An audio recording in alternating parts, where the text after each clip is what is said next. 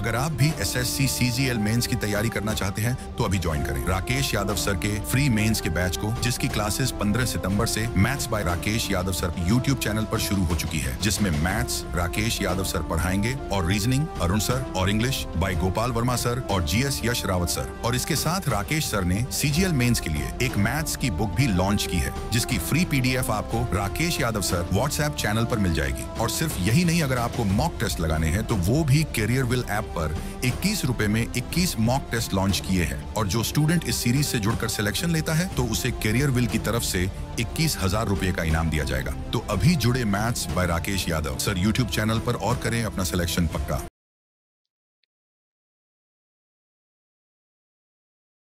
हाँ जी, जय हिंद, नमस्कार, गुड मॉर्निंग, सुप्रभात, राम राम। क्या हाल चाल आप सभी के? कैसे हैं आप सभी? आशा करता हूँ आप सभी स्वस्थ होंगे, मस्त होंगे और बेहतरीन तरीके से अपने एग्जाम्स की तैयारी कर रहे होंगे। तो चलिए इस मेंस की सीरीज को और आगे बढ़ाते हैं। आज हम बात करेंगे पॉलिटी के सेट नंबर 5 की। जी हाँ, हिस्ट्री का 5 हो चुके हैं, पॉलिटी के आज 5 हो जाएंगे, बाकी ज्योग्राफी के भी 3 या 4 हो चुके हैं। तो अब हम 5-5 सेट सारे सब्जेक्ट्स के कंप्लीट करने वाले हैं, जो बचे हुए हैं वो भी जल्दी हो जाएंगे। और मैं आपको बताता हूँ कि आज आपको वाक़ई में क्वेश्चंस का लेवल दिखने वाला है, तो तैयार हो जाइए, कमर कस लीजिए, क्योंकि आज के जो क्वेश्चंस हैं, वो हल्का-सा टफ होने वाले हैं। क्यों होने वाले हैं? क्योंकि अब हम धीरे-धीरे आज देखना प्रैक्टिस सेट नंबर 1 को कंपेयर करना और प्रैक्टिस सेट नंबर 5 को कंपेयर करना। 1 में और 5 में आपको बहुत बड़ा अंतर देखने को मिलेगा। क्योंकि 5 के क्वेश्चंस आज आप देखोगे और 1 तो आप कर चुके हो, आपको पता चल जाएगा। आइए पहले क्वेश्चन की सिंपल से क्वेश्चन की शुरुआत। ओह हो! ये क्या आ गया? तो ऐसे क्वेश्चंस से कभी भी घबराने की, डरने की ज़रूरत नहीं है, क्योंकि जितने बड़े दिखते हैं, जितने विशाल ये क्वेश्चंस दिखने हैं, उतने ही आसान भी होते हैं। क्योंकि कहीं न कहीं छोटा-सा पॉइंट, छोटा-सा क्लू होता है, जो हमें पता होता है और उसी में आंसर छुपा होता है। चलिए देखते हैं, एक-एक करके पढ़ना शुरू करते हैं। मेरे प्यारे बच्चों, क्वेश्चन आपसे कह रहा है कि consider the following statements. In statements पर थोड़ा-सा ध्यान देना है। When vice president of India acts as the president, जब वाइस प्रेसिडेंट प्रेसिडेंट के रूप में काम करेगा, he performs simultaneously the functions of Rajya Sabha, chairman of Rajya Sabha. अब ये क्या कह गया क्वेश्चन, सुनिएगा जरा। देखिए, हमारे देश में राष्ट्रपति होता है, और जब हमारे देश में राष्ट्रपति होता है तो ये कहा जाता है कि राष्ट्रपति की पोस्ट कभी भी खाली नहीं रहेगी। तो इन केस ऑफ इमरजेंसी, जब राष्ट्रपति ना हो, या तो ये रिजाइन दे दे, या इसकी डेथ हो जाए, या इसे हटा दिया जाए, तो उस केस में प्रेसिडेंट की जगह पर कौन बैठता है? उस केस में प्रेसिडेंट की जगह पर बैठता है वाइस प्रेसिडेंट। सर बहुत अच्छी बात है ये, कि जब प्रेसिडेंट नहीं होगा तो वाइस प्रेसिडेंट बैठेगा, ये तो हमें समझ आ गया। लेकिन जब प्रेसिडेंट नहीं होगा तब तो वाइस प्रेसिडेंट आकर के बैठ जाएगा, प्रेसिडेंट की कुर्सी में जब वैकेंसी होगी। लेकिन जनरली प्रेसिडेंट कहाँ पर रहता है? जनरली वाइस प्रेसिडेंट रहता है, जो हमारी संसद है, जो हमारी पार्लियामेंट है, उसके 2 हाउस हैं। कौन-कौन सा? एक तो होता है लोकसभा और एक होता है राज्यसभा। लोकसभा में कौन होता है? लोकसभा के ही एक व्यक्ति को यहाँ पर अध्यक्ष के रूप में, स्पीकर के रूप में चुना जाता है। तो लोकसभा में अध्यक्ष कौन होता है? लोकसभा में अध्यक्ष होता है लोकसभा का ही एक व्यक्ति, जिसे हम स्पीकर कहते हैं। जबकि राज्यसभा में कौन होता है? राज्यसभा में प्यारे साथियों इसको सभापति यानी कि चेयरमैन कहा जाता है। तो चेयरमैन ऑफ राज्यसभा। अब वाइस प्रेसिडेंट के पास क्या काम है? जब प्रेसिडेंट नहीं होगा तब तो उसकी कुर्सी पे जाके बैठ जाएगा, वरना जनरली क्या करेगा? कुछ भी नहीं। तो जब इसके पास कोई काम नहीं था तो इससे कहा गया कि भाई एक काम कर, तू यहाँ पर राज्यसभा के चेयरमैन का पदभार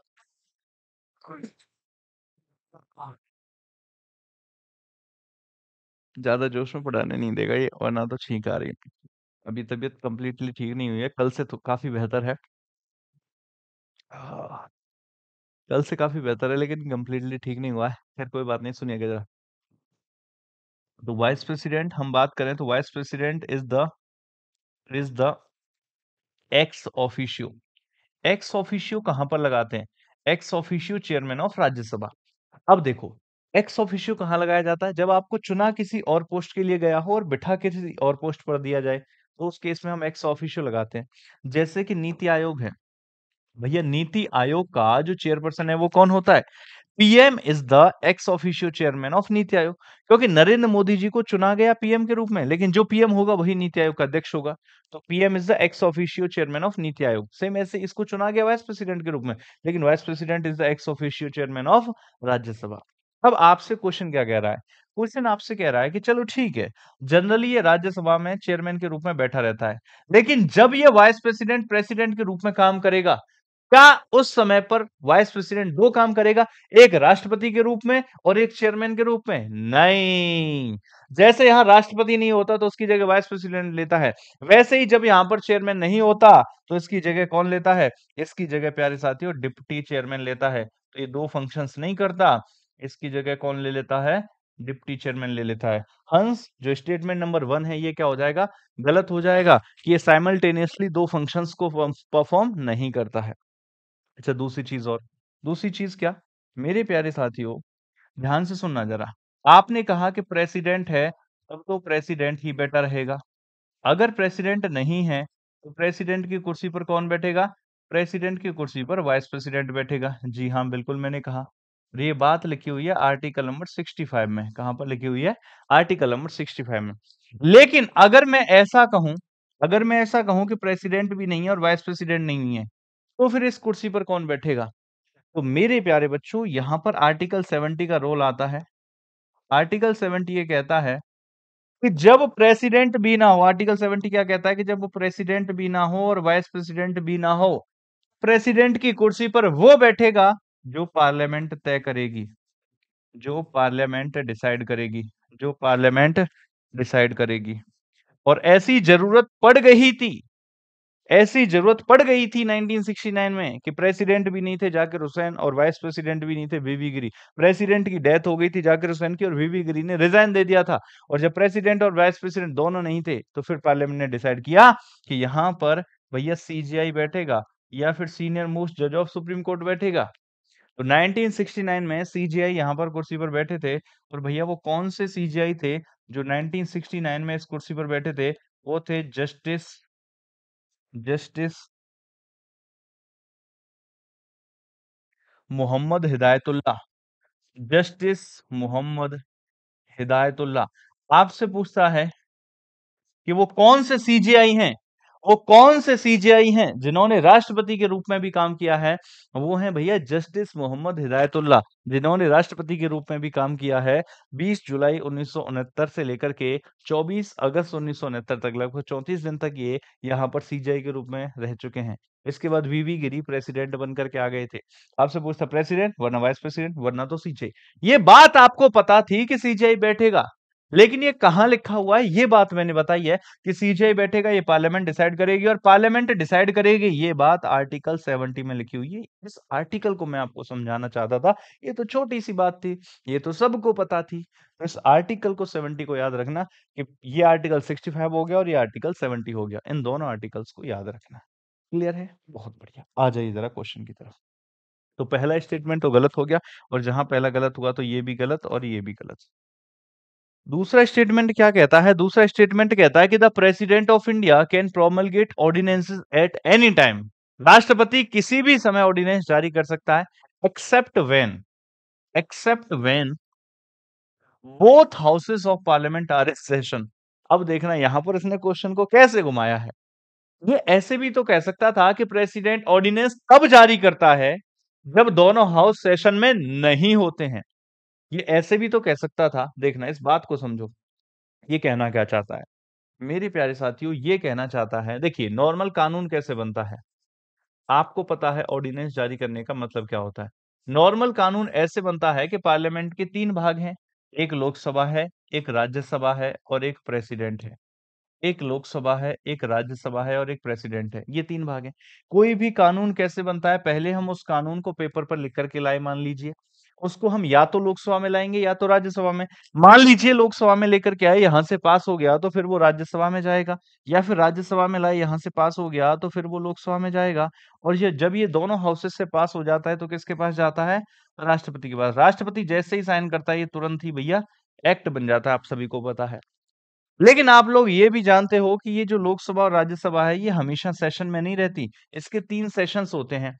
लोकसभा और राज्यसभा के कितने सेशंस होते हैं? 3 सेशंस होते हैं। मैंने कहा था ना सेशंस, नेता लोग बीएमडब्ल्यू में जाएँगे तो बीएमडब्ल्यू मतलब बजट सेशन, बीएमडब्ल्यू मतलब एक तो हो गया बजट सेशन, एक कौन-सा हो गया? Monsoon session.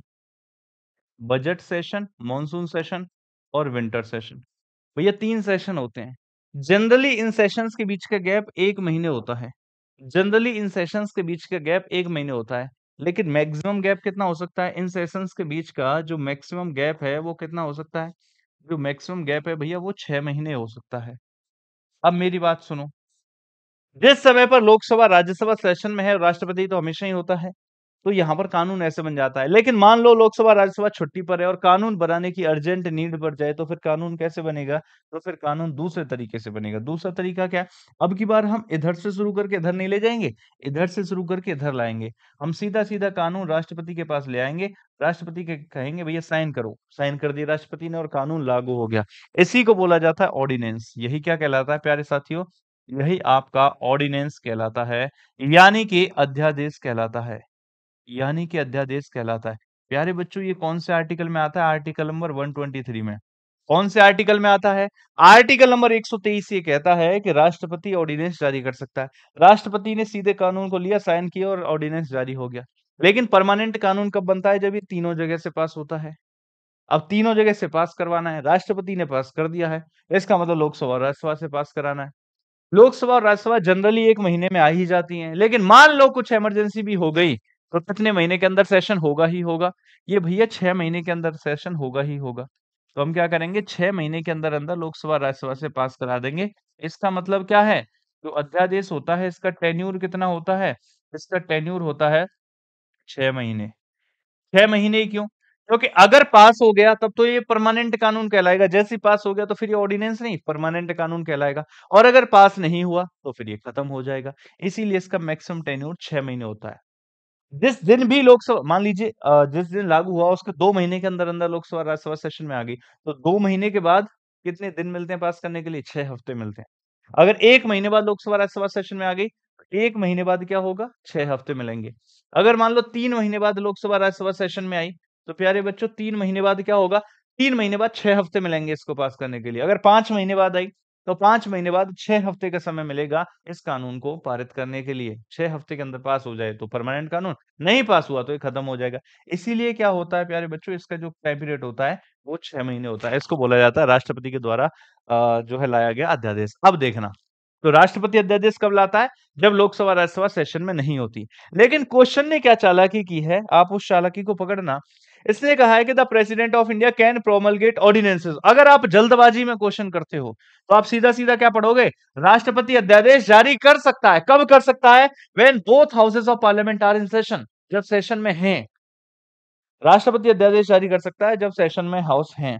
ये तो गलत हो गया, क्योंकि राष्ट्रपति तो अध्यादेश तब जारी करता है जब सेशन में नहीं है। तो आप इसको गलत कर दोगे। लेकिन मेरे प्यारे बच्चों, यहाँ पर क्वेश्चन को पढ़ो दोबारा से। इसको तभी कहता हूँ ना, क्वेश्चन बारीकी से पढ़ना चाहिए। और मैं बताता हूँ, ये यूपीएससी के द्वारा पूछा गया किसी एग्जाम में है। और मुझे जहां तक लगता है ये सीडीएस का क्वेश्चन है, आप चेक कर लेना।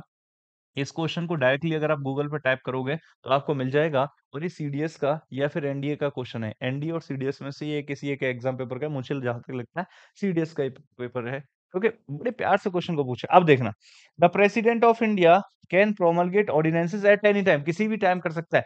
एक्सेप्ट, एक्सेप्ट का मतलब है उस समय नहीं करेगा। कब? जब दोनों हाउसेस सेशन में है। तो जब दोनों हाउसेस सेशन में है उस समय को छोड़ करके बाकी कभी भी कर सकता है। तो सेशन में है उस समय तो नहीं करेगा, बाकी कभी भी कर सकता है। इसका मतलब सेशन में नहीं है तब कर सकता है। तो आंसर ये वाला स्टेटमेंट सही चला गया। 2-3 बार पढ़ना। भारत का राष्ट्रपति संसद के दोनों सदनों के सत्र में होने को छोड़ करके किसी भी समय अध्यादेश जारी कर सकता है। बहुत प्यारा प्रश्न था, बहुत बढ़िया लगा मुझे ये प्रश्न। आंसर क्या हो जाएगा इसका? आंसर प्यारे बच्चों इसका हो जाएगा, और इसीलिए मैंने इस पर टाइम दिया, ताकि आप ऐसे क्वेश्चंस को बड़े प्यार से कर पाओ। मजा आया नहीं? पहले ही क्वेश्चन में बताना।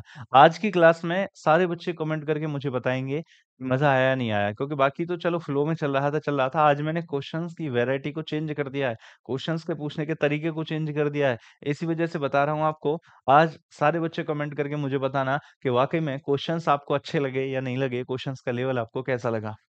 सो दैट फिर मैं अगली बार जब क्लास रखूँगा, बस कहते हैं ना कि मैं अब आपको फ़ील आएगा, हाँ, वाक़ई में आप मेंस की तैयारी कर रहे हो। आ जाइए ज़रा। अगला प्रश्न देखिए।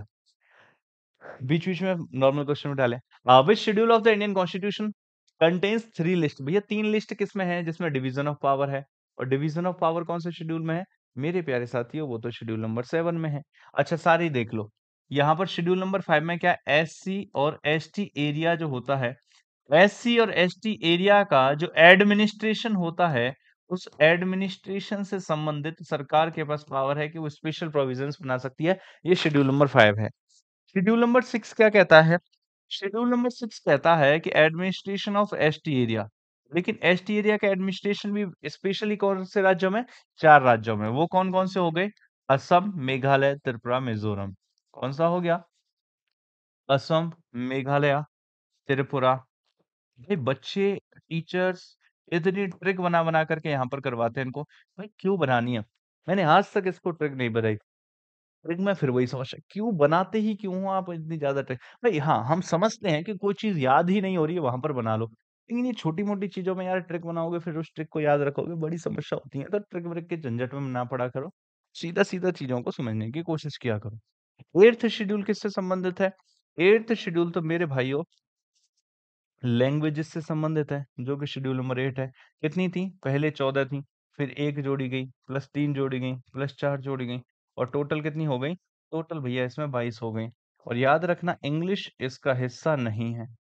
जो इंग्लिश है वो इसका हिस्सा नहीं है। तो हमारा राइट आंसर क्या हो गया? 7th शेड्यूल हो गया, जिसमें 3 लिस्ट दे रखी हैं। कौन-कौन सी? स्टेट लिस्ट, यूनियन लिस्ट और कॉन्करेंट लिस्ट। कौन-कौन सी? स्टेट लिस्ट, यूनियन लिस्ट और कॉन्करेंट लिस्ट। कौन सी सरकार किस मैटर पर कानून बनाएगी? ये 7th शेड्यूल हमको बताता है। बहुत बढ़िया। नेक्स्ट प्रश्न देखिए। अब देखो ये बहुत प्यारा क्वेश्चन है, ये बहुत ही प्यारा क्वेश्चन है। प्यारा क्वेश्चन मैं इसको क्यों कह रहा हूँ? प्यारे बच्चों प्यारा क्वेश्चन मैं इसको इसलिए कह रहा हूँ क्योंकि यहाँ पर डायरेक्टली आंसर नहीं मिलेगा। जो आपने पढ़ा होगा उसका डायरेक्टली आंसर यहाँ पर नहीं मिलेगा। जब डायरेक्टली आंसर नहीं मिलेगा तो फिर कैसे मिलेगा बताओ फटाफट से? बताओ फटाफट से फिर डायरेक्टली आंसर नहीं मिलेगा तो कैसे मिलेगा? देखो, सीधा-सीधा आपसे कह रहा है कि 93rd constitutional amendment act deals with. अब आपने देखा था कि जो 93rd कॉन्स्टिट्यूशनल अमेंडमेंट एक्ट था वो किससे रिलेटेड है? वो रिलेटेड है भैया आपका रिजर्वेशन इन एजुकेशनल इंस्टीट्यूशन है ना? उसी से है ना? Extension of reservation extension of reservation कि भैया जो शैक्षिक संस्थान हैं इन एजुकेशनल इंस्टीट्यूशंस कि जो शैक्षिक संस्थान हैं उनमें भी रिजर्वेशन दिया जा सकता है। एससी, एसटी और SEBC. SC schedule caste, schedule tribe ST और SEBC socially and educationally backward classes को रिजर्वेशन दिया जा सकता है शैक्षिक संस्थानों में भी, एजुकेशनल इंस्टीट्यूशंस में भी। इससे संबंधित था 93rd कॉन्स्टिट्यूशनल अमेंडमेंट एक्ट जिसमें आर्टिकल नंबर 15 के क्लॉज नंबर 5 को जोड़ा गया था। जिसमें आर्टिकल नंबर 15 के क्लॉज नंबर 5 को जोड़ा गया था। मतलब शैक्षिक संस्थानों से मतलब एजुकेशन से रिलेटेड है। क्या है? कि रिजर्वेशन दिया जा सकता है एससी, एसटी और एससीबीसी को ये कहता है आर्टिकल नंबर 15 का क्लॉज 5 कहता है। अब देखना ज़रा, अब ये वाला आंसर ढूँढो तुम इसमें से। Inclusion of Bodo, Dogri, Maithili, Santhali languages in 8th schedule इससे तो कोई रिलेशन ही नहीं है शेष का इसका मतलब ये वाला तो आंसर ये तो 92nd अमेंडमेंट एक्ट से जोड़ा था। Inclusion of service tax levied by the union and collected and appropriated by the union and the states in the 7th schedule भैया टैक्स का क्या लेना देना है रिजर्वेशन से? नेक्स्ट है free and compulsory education for all childrens between the age of 6 to 14 years. अब देखो फ्री एंड कंपल्सरी एजुकेशन की अगर हम बात करें तो ये बात आपकी आर्टिकल नंबर 21 ए में है। आप सभी को पता है ये बात आर्टिकल 21 ए में है और इसको 86वें कॉन्स्टिट्यूशनल अमेंडमेंट एक्ट से 86वें कॉन्स्टिट्यूशनल अमेंडमेंट एक्ट से 2002 में जोड़ा गया था। आर्टिकल 21 ए कहता है कि free and compulsory education for the childrens of 6 to 14 years. बिल्कुल सही बात है और इसी को 86वें संविधान संशोधन अधिनियम से 11th फंडामेंटल ड्यूटी के रूप में भी जोड़ा है। ठीक है भैया ये भी हो गया। नेक्स्ट है no reservation in panchayat need to be made in favour of scheduled caste in Arunachal Pradesh. Arunachal Pradesh में एससी लोगों के लिए रिजर्वेशन नहीं दिया जाए पंचायत में, उसकी जरूरत नहीं है। तो ये भी नहीं है पंचायत में। अब बात एक मेरी बताओ, अब मान लो ये भी नहीं है, ये भी नहीं है, इन चारों में से कोई भी नहीं है आंसर। बट हमें तो आंसर इसी में से करना है। प्रीवियस ईयर क्वेश्चन है, पीवाईक्यू क्वेश्चन है ये, प्रीवियस ईयर क्वेश्चन है और हमें आंसर इसी में से करना है। तो फिर यहाँ पर मैं आपको जो समझाता हूँ वो ये समझाता हूँ कि यहाँ पर आपको क्वेश्चन में फंसने की बजाय उसकी ट्रिक की तरफ जाना है। आप परफेक्ट आंसर मत दो। 4 ऑप्शंस का मतलब यही है कि आपको परफेक्ट आंसर नहीं ढूँढना है। आपको ढूँढना है कि इन चारों में से बेहतर कौन-सा हो सकता है क्वेश्चन के हिसाब से। और चारों में से बेहतर वो हो सकता है क्योंकि यहां पर रिजर्वेशन की बात तो की गई है, लेकिन किस फील्ड में? एजुकेशन के फील्ड में। मतलब एजुकेशन को लोगों तक पहुंचाना है, और एजुकेशन को लोगों तक पहुंचाना है, उससे कहीं ना कहीं कौन सा ऑप्शन रिलेट कर रहा है? उससे कहीं ना कहीं ऑप्शन नंबर सी रिलेट कर रहा है। तो परफेक्ट आंसर तो नहीं है, क्योंकि ये तो आर्टिकल 21A में 86 कॉन्स्टिट्यूशनल अमेंडमेंट एक्ट से आता है, लेकिन रिलेटेबल कौन सा है? ऑप्शन नंबर भाई सी है। मजा आया नहीं आया क्वेश्चन देख करके? और ये ऐसा नहीं है कि गलती से डाल दिया यहाँ पर कोई ऑप्शन। नहीं, ये प्रीवियस ईयर क्वेश्चन है। ये सीधा-सीधा हूबहू दिख जाएगा आपको। प्रीवियस ईयर क्वेश्चन है। तो ऐसे क्वेश्चंस को हमें करना पड़ता है। पेपर में बैठ करके आप ये नहीं कह सकते कि सर ये वाला मैंने नहीं पढ़ा, इसका ऑप्शन तो मैच ही नहीं कर रहा है, अब मैं क्या करूँ? नहीं भाई, आप पहले इसको जो चारों में से बेहतर है उसको आंसर तो करो। चलिए भाई, और देखते हैं। हाँ, आज के क्वेश्चंस में मजा आ रहा है। मुझे भी कराने में और आपको भी करने में आ रहा होगा, आशा करता हूँ।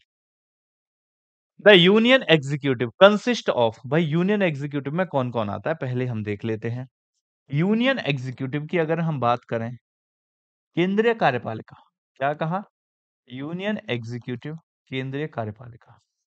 हमने देखा था कि इसमें एक तो प्रेसिडेंट होता है, दूसरा वाइस प्रेसिडेंट होता है, तीसरा पीएम होता है, और उसका काउंसिल ऑफ मिनिस्टर होता है, और मैंने आपको अटॉर्नी जनरल बताया था। यही सब बताए थे। तो देख लो, the union executive consist of president, बिल्कुल सही बात है, प्रेसिडेंट होता है। The council of minister with prime minister, बिल्कुल सही बात है, एज होता है। Prime minister as as the head. अब भैया एग्जीक्यूटिव हेड प्राइम मिनिस्टर होता है कि हेड प्रेसिडेंट होता है? भाई हेड जो होगा वो तो प्रेसिडेंट होगा। यूनियन एग्जीक्यूटिव का हेड कौन होगा? प्रेसिडेंट। बेशक से इसके कंधे पर रख के बंदूक प्रधानमंत्री चलाता हो, लेकिन बाहर दिखाने के लिए तो हेड यही है। इसका मतलब पहला वाला स्टेटमेंट गलत हो जाएगा। दूसरा वाला है the president may by writing under his hand addressed to the vice president resign his office. ओ हो, मतलब कहने का यह है कि राष्ट्रपति अपना रेजिग्नेशन, ये कह रहा है कि राष्ट्रपति अपना रेजिग्नेशन वाइस प्रेसिडेंट को देता है, बिल्कुल सही बात है। और वाइस प्रेसिडेंट प्रेसिडेंट को देता है, ये तो वाइस वर्सा है कि प्रेसिडेंट अपना रेजिग्नेशन वाइस प्रेसिडेंट को देगा, और वाइस प्रेसिडेंट अपना रेजिग्नेशन भैया जो है प्रेसिडेंट को देगा। भैया तो बिल्कुल सही है, इसका मतलब स्टेटमेंट नंबर 2 तो सही है। Executive power of the union is vested in the hand of prime, फिर वही वाली बात है, एग्जीक्यूटिव पावर राष्ट्रपति के पास होती है। अगर यहां पर ये एग्जीक्यूटिव की जगह एक वर्ड लगा देता, रियल एग्जीक्यूटिव, वास्तविक कार्यकारी शक्ति, देन में प्राइम मिनिस्टर और काउंसिल ऑफ मिनिस्टर मान लेता। लेकिन इसने वास्तविक थोड़ी पूछा है, इसने तो जनरली पूछा है, और जनरल में क्या होता है? राष्ट्रपति के पास शक्तियां होती हैं, और राष्ट्रपति की पीठ पर रख के बंदूक कौन चलाता है? कंधे पर रख के प्राइम मिनिस्टर चलाता है। अगर ये यहां पर एक वर्ड जोड़ दे, real executive power of the union किसके हाथ में है, तो वास्तव में कौन है? प्रधानमंत्री। प्रधानमंत्री ऐसे ना, जिस पर्दे के पीछे कौन है? प्रधानमंत्री, और पर्दे के आगे कौन दिखाई दे रहा है? राष्ट्रपति। तो रियल में पूछे वास्तव में कौन कर रहा है? तो प्रधानमंत्री। लेकिन जब एग्जीक्यूटिव की बात करेगा, तो यहाँ पर प्राइम मिनिस्टर नहीं आएगा, यहाँ पर कौन आएगा? फिर यहाँ पर मेरे प्यारे साथियों प्रेसिडेंट आएगा। प्रेसिडेंट आएगा, इसका मतलब तीसरा ऑप्शन गलत हो जाएगा। मजा आ गया भाई क्वेश्चन देख के। ठीक है, आंसर कौन सा गया? आंसर गया ऑप्शन नंबर डी। आंसर कौन सा गया? आंसर गया मेरे भाई ऑप्शन नंबर डी। आंसर हो गया भैया ऑप्शन नंबर डी। आ जाओ जरा अगला देखो, फटाफट से देखो, फटाफट से। और इसमें से जो-जो चीज़ें आपको आती हैं वो तो बेहतर है, आपने पढ़ रखी हैं।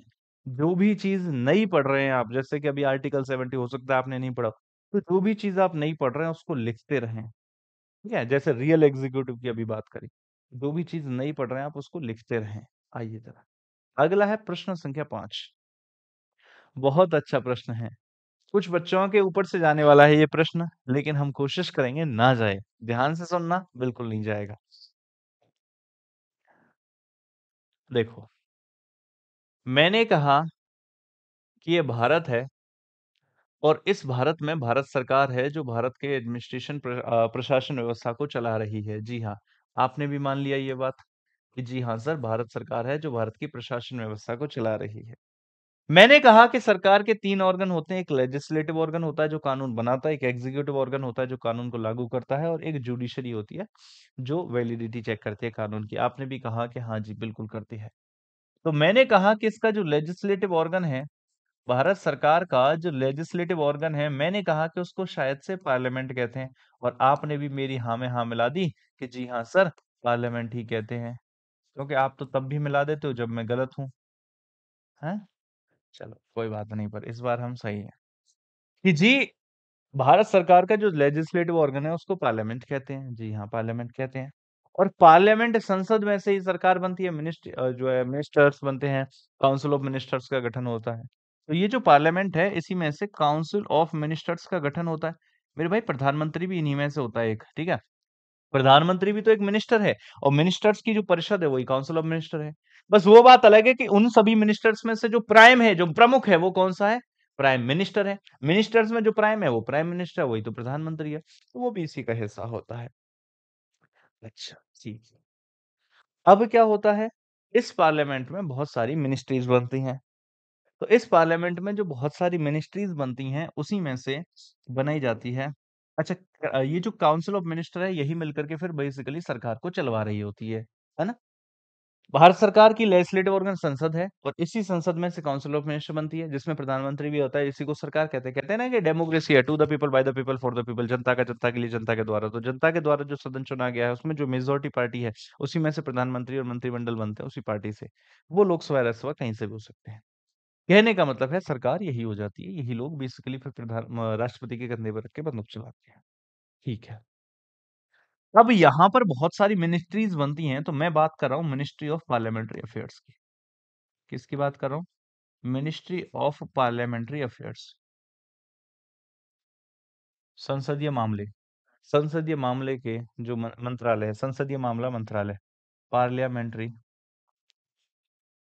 अफेयर्स, संसदीय मामले का जो मंत्रालय है, संसदीय मामले का जो मंत्रालय है, मैं उसकी बात कर रहा हूँ। मेरे प्यारे साथियों, ये जो मिनिस्ट्री ऑफ पार्लियामेंट्री अफेयर्स है, ये भी संसदीय कमेटी हो जाती है, एक प्रकार की, मतलब मिनिस्ट्री हो जाती है। मेरी बात सुनना। इस मिनिस्ट्री ऑफ पार्लियामेंट्री अफेयर्स के द्वारा, क्वेश्चन बहुत अच्छा है वो, इस मिनिस्ट्री ऑफ पार्लियामेंट्री अफेयर्स के द्वारा कुछ कमिटीज को कॉन्स्टिट्यूट किया जाता है, मतलब बनाया जाता है। इस मिनिस्ट्री ऑफ पार्लियामेंट्री अफेयर्स के द्वारा कुछ कमिटीज बनाई जाती हैं। क्या की जाती हैं? कुछ कमिटीज को कॉन्स्टिट्यूट किया जाता है, मतलब बनाया जाता है। भाई तू क्यों बज रहा है? शांत हो जा थोड़ा। हम्म। तो इस मिनिस्ट्री ऑफ पार्लियामेंट्री अफेयर्स के द्वारा कुछ कमिटीज को कॉन्स्टिट्यूट किया जाता है, मतलब कि बनाया जाता है। अब इन कमिटीज का काम क्या होता है? इन कमिटीज का काम होता है एक ऐसा मंच प्रोवाइड करना, एक ऐसा मंच या प्लेटफॉर्म प्रोवाइड करना, एक ऐसा प्लेटफॉर्म प्रोवाइड करना, एक ऐसा मंच प्रोवाइड करना, जिस मंच पर ये जो सरकार है, जिस मंच पर ये जो सरकार है वो और संसद, एक ऐसा मंच प्रोवाइड करना, एक ऐसा प्लेटफॉर्म प्रोवाइड करना कि जिस मंच पर जो सरकार है वो और जो संसद है वो पॉलिसीज को और प्रोग्राम्स को डिस्कस कर सकें। इस मंच पर सरकार की, सरकार के द्वारा चलाए जाने वाली जो पॉलिसीज हैं, जो प्रोग्राम्स हैं, उन प्रोग्राम्स को डिस्कस किया जा सके। समझ लो, दोबारा से समझो क्या कहा मैंने। मैंने कहा कि ये जो भारत सरकार है उसका लेजिस्लेटिव ऑर्गन है संसद, और संसद में से ही सरकार बनी है। ठीक है। अब इसी में बनती हैं बहुत सारी मिनिस्ट्रीज, उन्हीं में से एक मिनिस्ट्री है ministry of parliamentary affairs.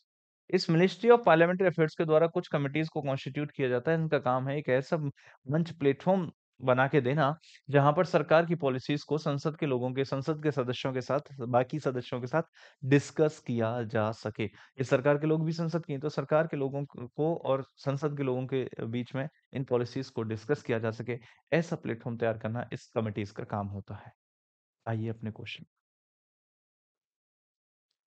Ministry of parliamentary affair, या फिर एक बार इसको बना लो, या फिर एक बार इसको बना लो, पहले क्वेश्चन पर आएंगे, पहले इसको बना लो, लिख लो इस मैथ को। लो फटाफट से लिखो, फटाफट से लिखो।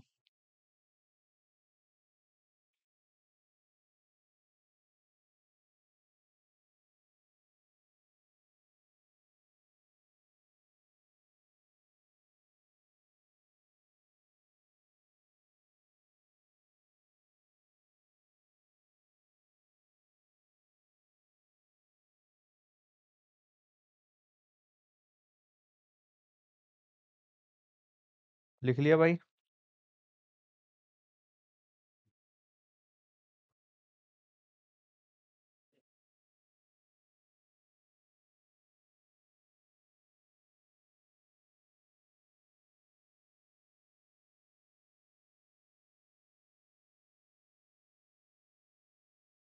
चलिए फिर आ जाइए। Ministry of parliamentary affairs constitute consultative committees. अच्छा, इन कमिटीज का नाम मैंने कमिटीज लिख दिया सीधा। कंसल्टेटिव कमिटीज इनको बोला जाता है। सिर्फ कमिटीज लिख दिया है, कोई बात नहीं वैसे। कंसल्टेटिव, कंसल्टेटिव, ठीक है ना? तो ministry of parliamentary affairs constitute consultative committees. Ministry of parliamentary affairs constitute consultative committees of members of both houses of parliament. Of members of parliament में से बनाई जाती हैं, तो ये वाला तो सही है। दूसरा, the main purpose of these committees. In committees का मेन पर्पस क्या होता है? ये मंच दिखाई दे रहा है आपका सरकार के और संसद के बीच में। The main purpose of these committees is to provide a forum. एक फोरम प्रोवाइड करना, प्लेटफॉर्म तैयार करना for formal discussion. Formal discussion हो सके किसके बीच में? बिटवीन द गवर्नमेंट, सरकार एंड मेंबर्स ऑफ पार्लियामेंट। एक ऐसा फोरम तैयार करके देना जहां पर सरकार और संसद के लोगों के बीच में डिस्कशन हो सके, फॉर्मल डिस्कशन हो सके on policies and programmes of the government. सरकार की जो पॉलिसीज हैं, जो प्रोग्राम्स हैं, उन पर डिस्कशन हो सके, ऐसा फोरम या मंच प्रोवाइड करना इन कंसल्टेटिव कमिटीज का काम होता है। ये वाली बात मैंने आपको समझाई। इसका मतलब क्या है कि पहला वाला भी सही है और दूसरा वाला भी सही है, और हमारा उत्तर ऑप्शन नंबर सी सही है। पहला वाला भी सही है और दूसरा वाला भी सही है, और हमारा उत्तर ऑप्शन नंबर सी सही है। हमारा उत्तर ऑप्शन नंबर सी सही है। बात को समझो जरा। समझ गए बात को? समझ गए बात को? चलिए, बहुत बढ़िया है। क्लियर है? आ जाइए नेक्स्ट, अगला प्रश्न देखिए। पॉज करके देख लो, कोई अगर ज्यादा लिखना हो ना तो पॉज करके लिख लो। In which part of the constitution details of citizenship are mention. भाई सिटीजनशिप किस में है? पार्ट वन की अगर मैं बात करूं तो पार्ट वन में तो यूनियन एंड इट्स टेरिटरी है। यूनियन एंड इट्स टेरिटरी किस में है? पार्ट वन में है। इसमें तो भैया आर्टिकल नंबर 1 से लेकर के 4 तक आते हैं। पार्ट नंबर 4 की बात करें तो इसमें क्या है? डीपीएसपी है, जिसमें भैया आर्टिकल नंबर 36 से लेकर के 51 तक आते हैं। पार्ट 3 में क्या है? फंडामेंटल राइट्स है, जिसमें आर्टिकल नंबर 12 से लेकर के 35 तक आते हैं। तो बीच में क्या रहेगा? बीच में रह गया भैया आपका पार्ट नंबर सेकंड, जिसमें क्या है? जिसमें नागरिकता है, जिसमें सिटीजनशिप है। और सिटीजनशिप आर्टिकल नंबर 5 से लेकर के 11 तक आती है। तो आंसर क्या हो गया? पार्ट सेकंड सिटीजनशिप हो गया। नेक्स्ट देखेंगे जरा अगला क्या है। ओहो, अगला मैच करने वाला है। फटाफट से कर दीजिए, ये तो सिंपल सा है। 10th शेड्यूल में क्या है? Anti defection law, provisions to disqualification on grounds of defection. इसका मतलब ए में क्या होगा? ए में 2 होगा। देख लेते हैं ऑप्शन किस हिसाब से, ऊपर क्या लिखा हुआ है। हाँ, तो ऐसे लिखा हुआ A B C D. A B C D. A में 2 होगा। 8th शेड्यूल में क्या है? लैंग्वेजेस है। इसका मतलब बी में 1 होगा। फर्स्ट शेड्यूल में क्या है? द स्टेट्स हैं, स्टेट्स एंड यूनियन टेरिटरीज है ना, list of states and union territories. इसका मतलब सी में 4 होगा। और डी में 9th शेड्यूल क्या है? Validation of certain acts and regulations. तो सर्टेन एक्ट्स एंड रेगुलेशंस का मतलब है land reform and zamindari system की बात करी थी हमने, तो बचा ही नहीं कोई ऑप्शन, तो फिर यही बता। तो डी में क्या होगा? 3। तो हमारा आंसर क्या हो जाएगा? 2143। देखो जरा 2143 कौन सा है? 2143 ऑप्शन नंबर बॉय है। 2143 ऑप्शन नंबर बॉय है। ऐसे उड़ाते हुए चलना है आपको क्वेश्चंस को, धर धर धर धर धर। आ जाओ, अगला देखो। अगला क्या है? Financial distribution between the union and the state tax place on the basis on the recommendation of which of the following. तो ये फाइनेंशियल डिस्ट्रीब्यूशन, आप सभी को पता है कि ये हमारा भारत है और भारत में बहुत सारे टैक्सेस लगाए जाते हैं। भारत में क्या है? बहुत सारे टैक्सेस लगाए जाते हैं। अब देखो, सरकार यहाँ पर दो प्रकार की है। एक तो ये है केंद्र सरकार, एक तो क्या है? केंद्र सरकार है। और दूसरी वाली जो सरकार है उसे हम बोलते हैं हर राज्य में, जिसको कि राज्य सरकार कहा जाता है, जिसको कि राज्य सरकार कहा जाता है, जो कि सभी राज्यों में है, जो कि सभी राज्यों में है। ठीक है भाई, सभी राज्यों में मान लिया। अब हम देखते हैं कि यहाँ पर राज्यों में तो टैक्स लगाया जाता है, और भैया टैक्स लगाया जाता है, टैक्स लगाया जाता है। मान लीजिए महाराष्ट्र है और महाराष्ट्र में टैक्स वसूला जाता है। अगर महाराष्ट्र में 100 रुपए का टैक्स वसूला गया, हम एग्जांपल के लिए मान लेते हैं, तो हमने क्या किया, 50 रुपए का सरकार के राज्य सरकार का हो गया, फिर 50 रुपए का केंद्र सरकार का हो गया। फिर मान लीजिए यहाँ पर हुआ 50 रुपए का यहाँ हो गया, 50 रुपए का यहाँ हो गया, 80 रुपए का आया तो 40 रुपए का यहाँ आया। अब ऊपर नीचे होता है, डिपेंड करता है ना आप कौन सा वाला टैक्स दे रहे हैं। मैं एक जनरली मान लेता हूँ, या 200 रुपए का था तो 100 रुपए का यहाँ मिल गया, 100 रुपए का यहाँ मिल गया। यहाँ पर जो है 60 रुपए का था तो 30 रुपए का इस राज्य को मिल गया, 30 रुपए का यहाँ मिल गया। या यहाँ जो है 70 रुपए का था तो 70, 140 का था तो 70 का यहाँ मिल गया, 70 का यहाँ मिल गया। मतलब समझ रहे हो? राज्य सरकार के पास वही टैक्स आता है जो उसके राज्य में लोगों के द्वारा दिया जाता है। क्या कहा मैंने? राज्य सरकार के पास वही टैक्स आता है जो उसके राज्य में लोगों के द्वारा दिया जाता है। बल्कि केंद्र सरकार के पास वो टैक्स आता है जो भारत के किसी भी राज्य में दिया जाता है, क्योंकि केंद्र सरकार के अंडर ही आते हैं सारे राज्य। केंद्र ने ही तो एडमिनिस्ट्रेशन के आधार पर राज्यों को बनाया। That's why we are the union of states, not the federation. अब इस हिसाब से क्या मतलब है? तो भैया किसी राज्य के पास 40 रुपए आए, किसी के पास 100 रुपए आए, किसी के पास 30 रुपए आए, किसी के पास 50 रुपए आए, किसी के पास 70 रुपए आए, किसी के पास 60 रुपए आए, ऐसे करके ये पैसा आए।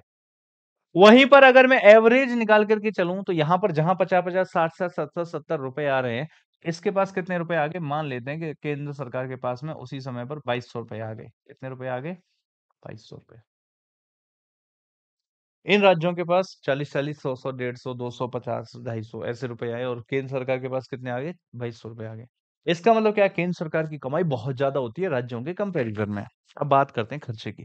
तो इसको अपने राज्य का डेवलपमेंट करना है, इसको अपने राज्य का, इसको अपने राज्य का। वहीं केंद्र सरकार को कुछ पॉलिसी चलानी है भैया, रक्षा वगैरह में, डिफेंस में खर्चा करना है, फॉरेन पॉलिसीज में खर्चा करना है। तो मान लीजिए उन्होंने 1200 करोड़ रुपए, मतलब समझ रहे हो? यहाँ पर क्या है, ये क्या, इनके पास 30-30, 40-40 रुपए है, उसके पास 2200 रुपए है। 2200 में से 1200 अगर सरकार ने खर्च कर भी दिए, केंद्र सरकार ने 1200 का खर्चा कर भी दिया 2200 में से, फिर भी 1000 बचे। अब इन 1000 का सरकार क्या करती है? उन 1000 को जैसे जैसे राज्यों को जरूरत होती है तो वो डिवाइड कर देती है।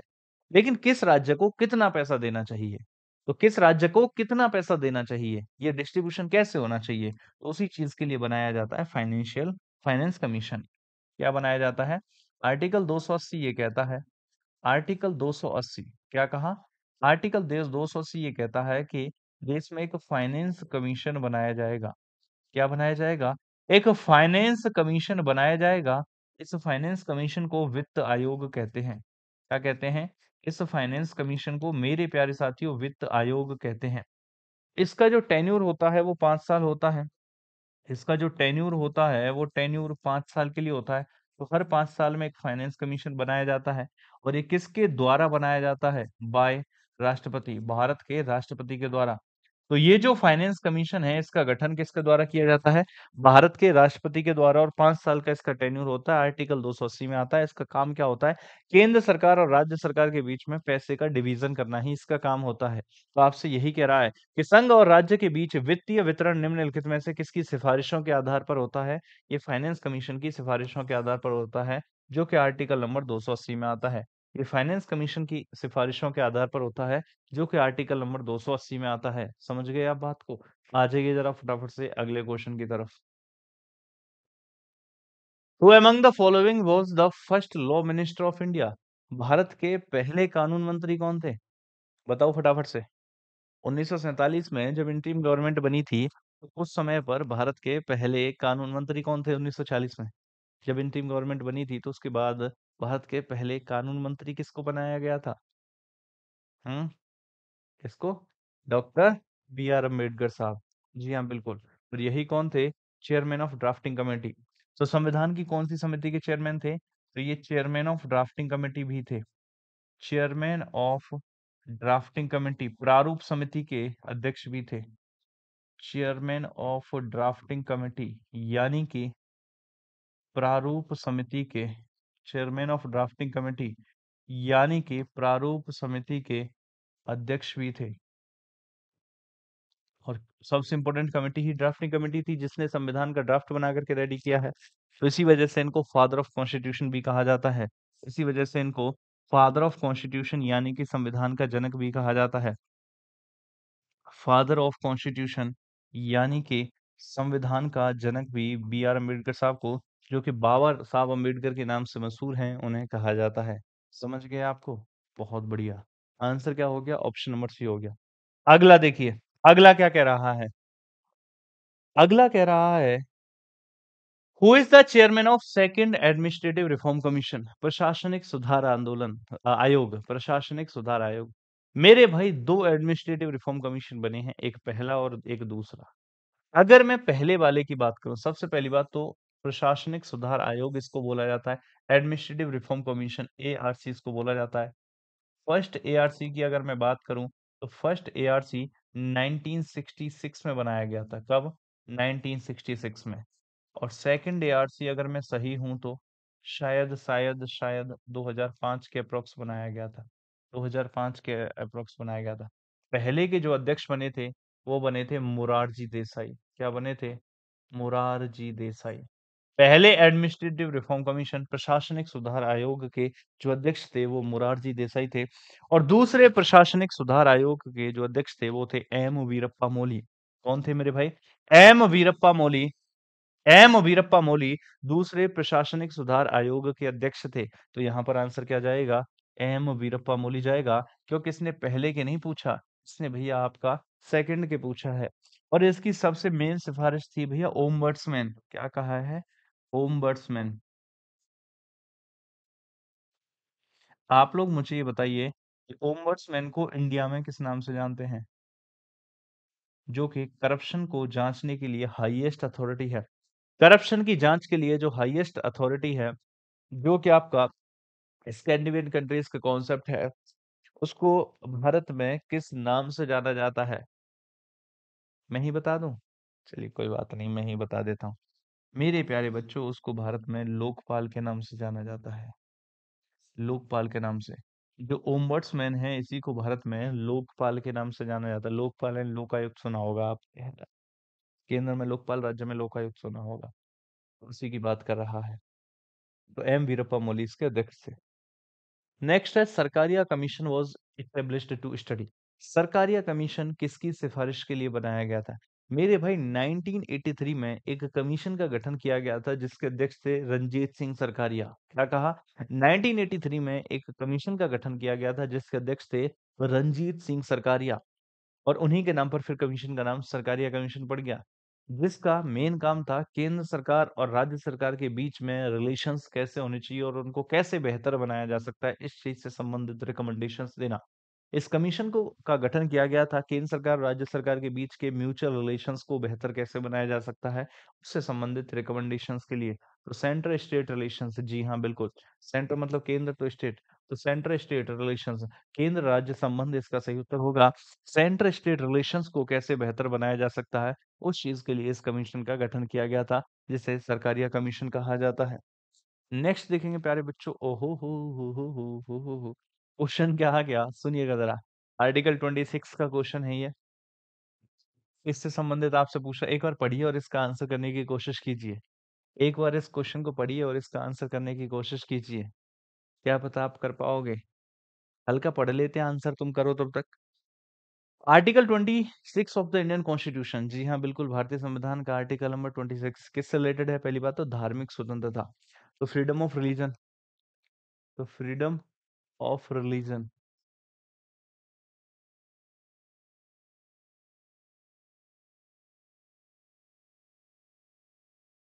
जब जब बात आती है धार्मिक स्वतंत्रता की, तो हमें हमारे फंडामेंटल राइट्स याद आते हैं, फंडामेंटल राइट्स। और उन फंडामेंटल राइट्स में एक ये भी राइट है जिसे right to freedom of religion कहा जाता है। और right to freedom of religion हमारा आर्टिकल नंबर 25 से लेकर के 28 तक होता है। हमारा आर्टिकल नंबर 25 से लेकर के 28 तक होता है। तो आर्टिकल 25 से 28 तक जो right to freedom of religion है, उसी में से आर्टिकल 26 भी है। तो ये कहीं ना कहीं धर्म से रिलेटेड बात करता होगा, सुनिएगा जरा। The article 26 of constitution of India states that subject to public order बिल्कुल सही है, morality and health, every religious denomination or any section thereof shall have the right। आपसे कह रहा है कि आर्टिकल 26 के तहत कौन कौन से अधिकार हैं, निम्न में से कौन कौन से अधिकार हैं जो आर्टिकल 26 के अंडर ही आते हैं, सिंपल सी बात ये पूछ रहा है। मैंने आपको चारों आर्टिकल करवाए थे। देखो, अगर हम सिंपल वर्ड्स में आर्टिकल को समझें, इनमें बेसिक बेसिक क्या डिफरेंस है? आर्टिकल 25, 26, आर्टिकल 27, और आर्टिकल नंबर 28, यही तो है 4 आर्टिकल। धार्मिक स्वतंत्रता से संबंधित आर्टिकल कौन से हैं? 25 से 28 तक यही तो हैं। तो देखिए ज़रा 25, 26, 27 सही है, 27 और 28 आपसे क्या-क्या कहता है ये? सिंपल वर्ड्स में हम समझते हैं। आर्टिकल 25 हमको स्वतंत्रता देता है कि हम किसी भी धर्म को मान सकते हैं। उससे रिलेटेड कोई भी क्रियाकलाप है उसको कर सकते हैं। अपने धर्म को ओपनली डिक्लेयर कर सकते हैं और किसी भी व्यक्ति को अपने धर्म में जोड़ सकते हैं। ये 4 अधिकार हमको आर्टिकल 25 देता है। कौन-कौन से? कि हम किसी भी धर्म को मान सकते हैं। उससे रिलेटेड जो भी क्रियाकलाप है, आपको आरती करनी है, आरती कीजिए, पूजा करनी है, दीपक जलाना है, धूप-बत्ती जलानी है, मंदिर जाना है, आपको बैठ कर के पूजा करनी है, खड़े रह के पूजा करनी है, नहीं करनी है, किसी धर्म को मानना है, नहीं मानना है, पीले कपड़े पहनना मतलब जो भी आप करना चाहें क्रियाकलाप वो कर सकते हैं। तो किसी भी धर्म को मान सकते हैं, क्रियाकलाप कर सकते हैं, ओपनली डिक्लेयर कर सकते हैं, किसी से डरने की ज़रूरत नहीं है कि आप इस धर्म से हो, डरने की ज़रूरत है।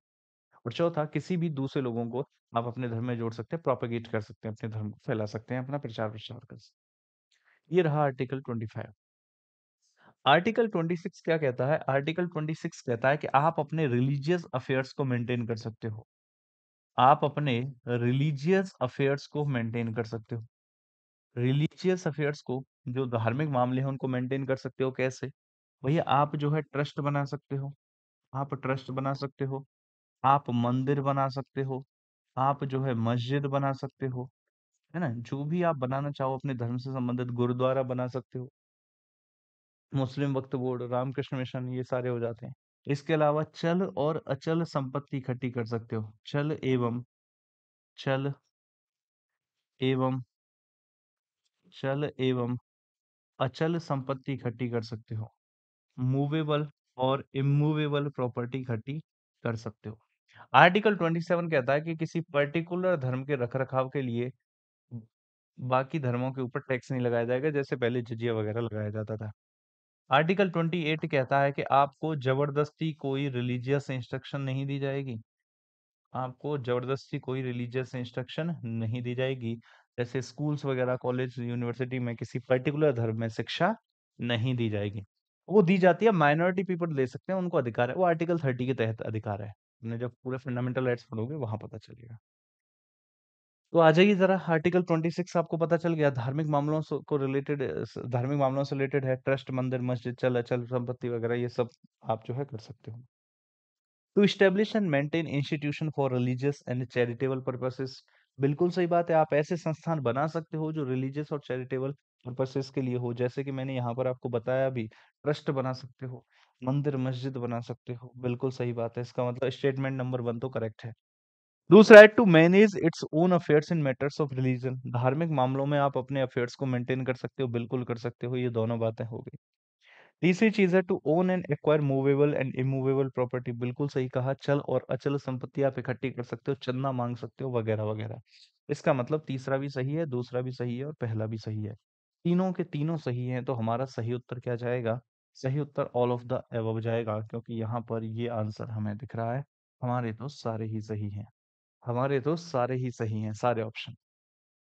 मैं एक चीज़ बताता हूँ आपको, जब कभी भी ऐसे क्वेश्चंस को करोगे, आज आपने बहुत सारी चीज़ें सीखी होंगी। इन क्वेश्चंस को सीखना सिर्फ मकसद नहीं है, मकसद ये है कि इस प्रकार के क्वेश्चंस को कैसे करना है, ठीक है? क्योंकि ज़रूरी नहीं है ना एग्ज़ैक्टली सेम क्वेश्चंस आपके एग्ज़ाम में आएँ। तो भाई ऐसे जब कभी भी क्वेश्चंस आते हैं, आप किसी भी सब्जेक्ट के आएँ, आपने उन सब्जेक्ट्स को पढ़ रखा है, बस उस क्वेश्चन को थोड़ा-सा प्यार से पढ़िए और उसकी भाषा को समझने की कोशिश कीजिए। उस लाइन कहना क्या चाहती है, उसके भाव को समझिए। अगर आपके अंदर ये खूबी आ चुकी है कि आप उस क्वेश्चन के भाव को समझ सकें, तो फिर डेफ़िनेटली आप आंसर निकाल लोगे अगर आपने वो थोड़ा-सा पढ़ा है। अब एकदम ही ब्लैंक है, मतलब जो टॉपिक ही टच नहीं किया उसका क्वेश्चन आया, तो फिर तो वो तुक्का है। लेकिन थोड़ा पढ़ रखा है आपने, थोड़ा-सा बहाव वहाँ से क्वेश्चन की तरफ से निकालिए, थोड़ा-सा टॉपिक की तरफ से निकालिए और दोनों को रिलेट करके देखिए आपका आंसर निकल आएगा। तो जब कभी भी ऐसे क्वेश्चन्स आते हैं उनको हड़बड़ी में मत किया कीजिए, उनको थोड़ा-सा प्यार से पढ़ने की कोशिश कीजिए। आप उसको प्यार से पढ़ोगे, अपने आप आंसर वो दे कर के चला जाएगा। इसीलिए ऐसे क्वेश्चन्स देख रहे हो ना कितने प्यार से हम पढ़ रहे हैं। आइए ज़रा Next, the members of Rajya Sabha are not associated with the committees on the public account and the public undertaking. कोई बात नहीं, इन कमिटीज को ही देख लेते हैं। भाई मेनली 3 स्टैंडिंग कमिटीज आपको पढ़नी होती हैं। 3 कम मतलब इम्पोर्टेंट हैं, जरूरी हैं, बार-बार पूछी जाती हैं। एक होती है मेरे प्यारे साथियों प्राक्कलन समिति, जिसको एस्टीमेट कमेटी कहा जाता है। एक होती है प्राक्कलन समिति, जिसको एस्टीमेट कमेटी कहा जाता है। एस्टीमेट कमेटी कहा जाता है। एक होती है पब्लिक अकाउंट कमेटी। क्या होती है मेरे प्यारे साथियों? Public account committee. Public account committee, PAC. ठीक है। और एक होती है भाई पब्लिक अंडरटेकिंग। Public undertaking. अब मैं इसमें सदस्य बताता हूँ कितने कितने सदस्य होते हैं। मेरे प्यारे साथियों, ये सबसे बड़ी कमेटी होती है, इसमें 30 सदस्य होते हैं। इस कमेटी में कितने सदस्य होते हैं? इसमें 30 सदस्य होते हैं, जो कि पार्लियामेंट की सबसे बड़ी कमेटी होती है। इसमें प्यारे बच्चों 22 सदस्य होते हैं। और इसमें प्यारे बच्चों 22 सदस्य होते हैं।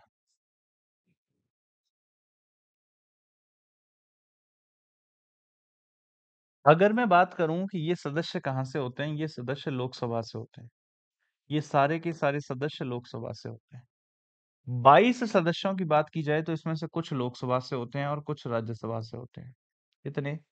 15 सदस्य लोकसभा से होते हैं और 7 सदस्य राज्यसभा से होते हैं। इसमें भी ऐसे ही होते हैं, कुछ लोकसभा से होते हैं और कुछ राज्यसभा से होते हैं।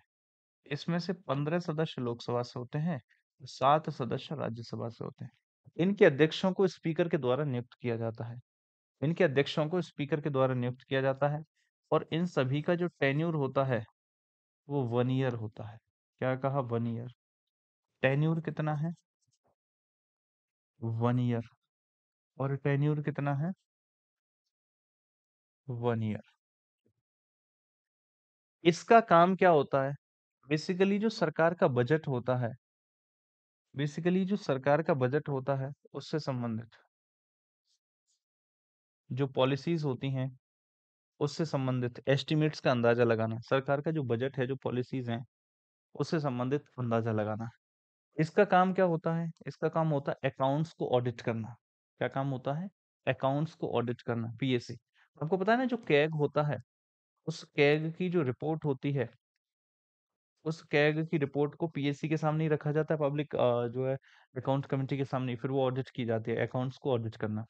और इसका काम क्या होता है? पीएसयूज जो होते हैं, पब्लिक सेक्टर अंडरटेकिंग जो कंपनीज होती हैं, उनकी अकाउंटिंग एंड पॉलिसीज को ऑडिट करना इसका काम होता है। समझ गए बात को? तो ये 3 कमिटीज होती हैं। अब आप देख लो आपसे क्या कह रहा। आपसे कह रहा है question, the members of Rajya Sabha are not associated with the committees on the public account and public undertaking. ये कह रहा है कि राज्यसभा के सदस्य नहीं होते हैं पब्लिक अकाउंट कमेटी में और पब्लिक टेक अंडरटेकिंग कमेटी में। भैया बिल्कुल होते हैं, 7-7 सदस्य दोनों में से होते हैं, दोनों कमिटीज में होते हैं। तो इसका मतलब पहला वाला तो सरासर गलत हो गया।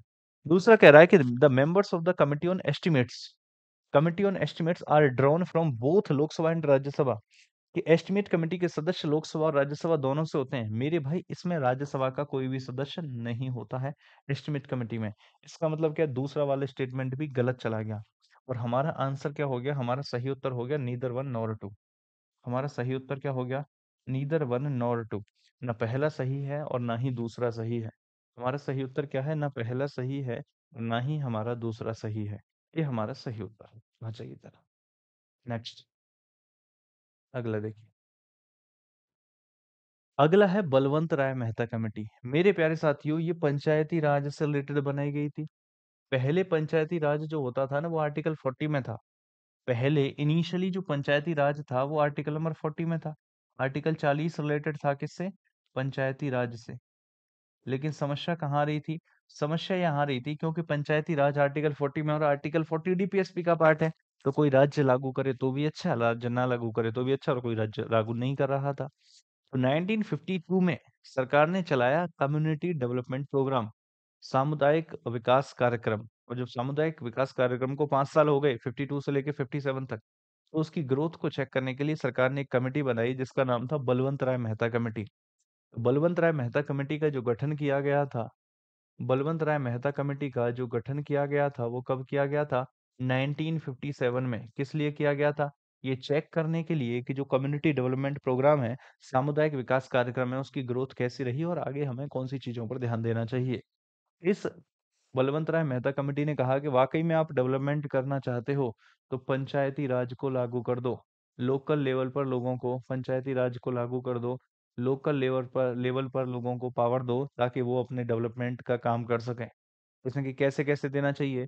तो उसने कहा भैया एक तो डिस्ट्रिक्ट लेवल होना चाहिए जहाँ पर आपको पावर दे दे देनी चाहिए। एक ब्लॉक लेवल होना चाहिए जहाँ पर आपको लोगों को पावर देनी चाहिए और एक विलेज लेवल होना चाहिए जहाँ पर आपको लोगों को पावर देनी चाहिए। ये 3 लेवल बताए, इसको 3 टियर सिस्टम कहा जाता है।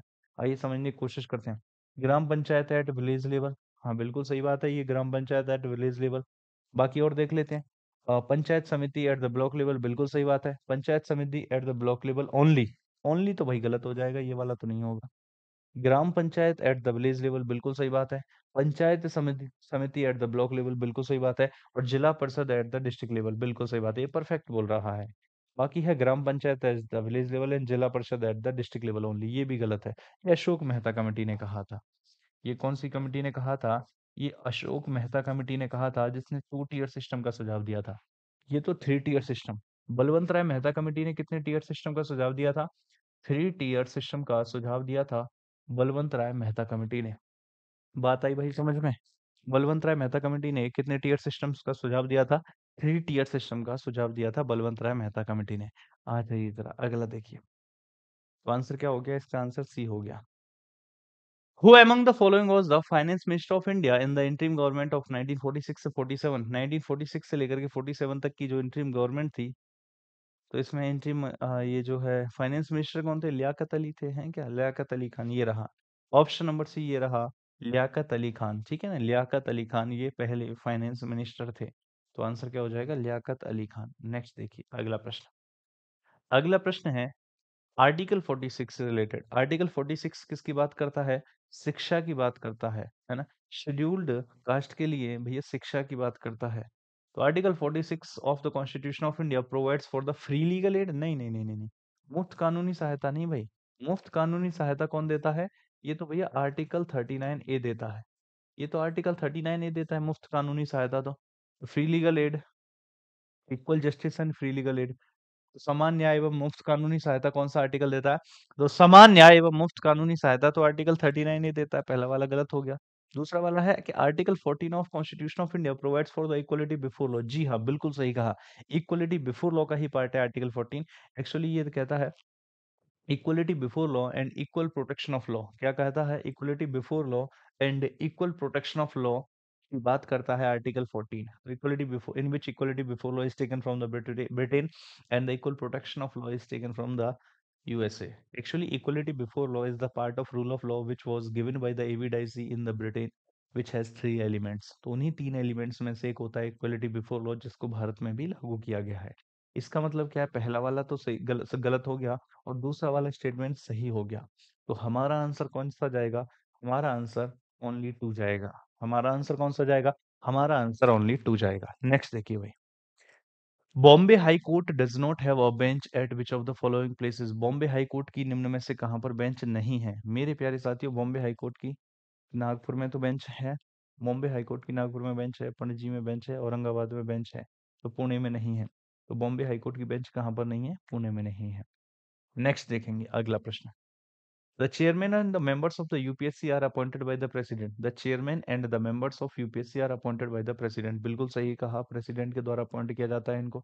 The chairman and members of the UPSC are eligible for further employment under the government of India. फटाफट से बताइए इसका आंसर।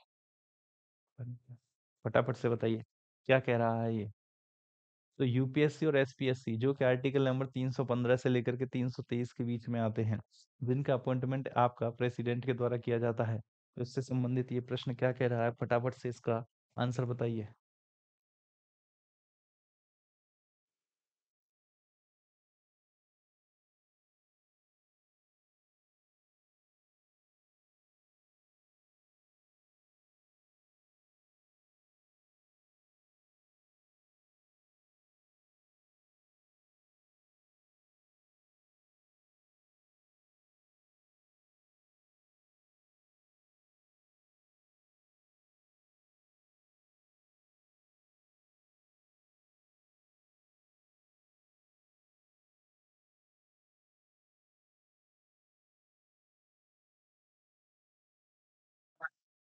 हो गया भाई?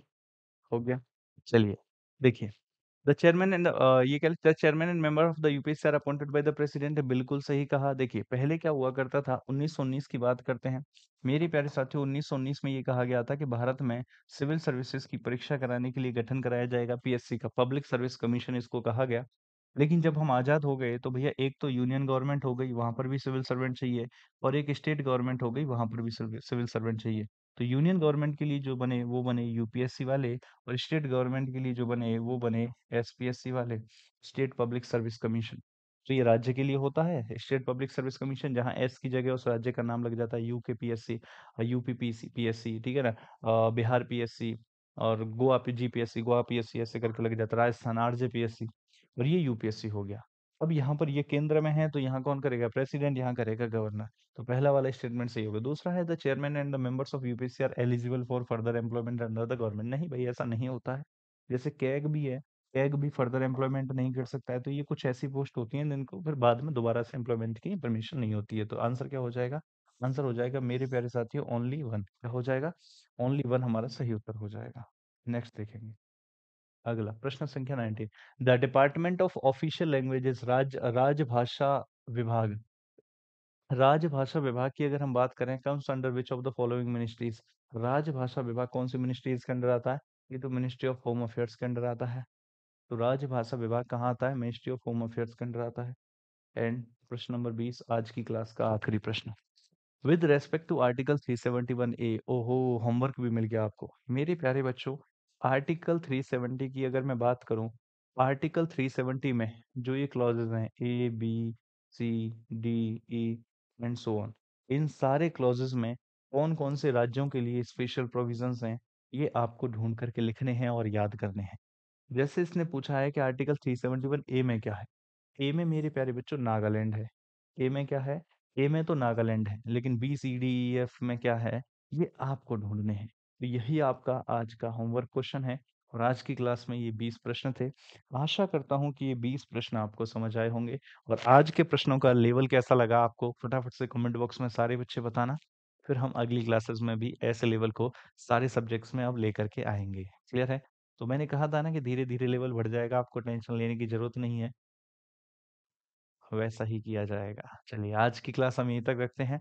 आप यूँ हँसते रहिए, मुस्कुराते रहिए, पढ़ाई करते रहिए, अपने लक्ष्य के प्रति ईमानदार रहिए, लर्निंग की हैबिट को हमेशा जीवन में बनाए रखिए। Love you all, take care, tata, bye bye, नमस्कार।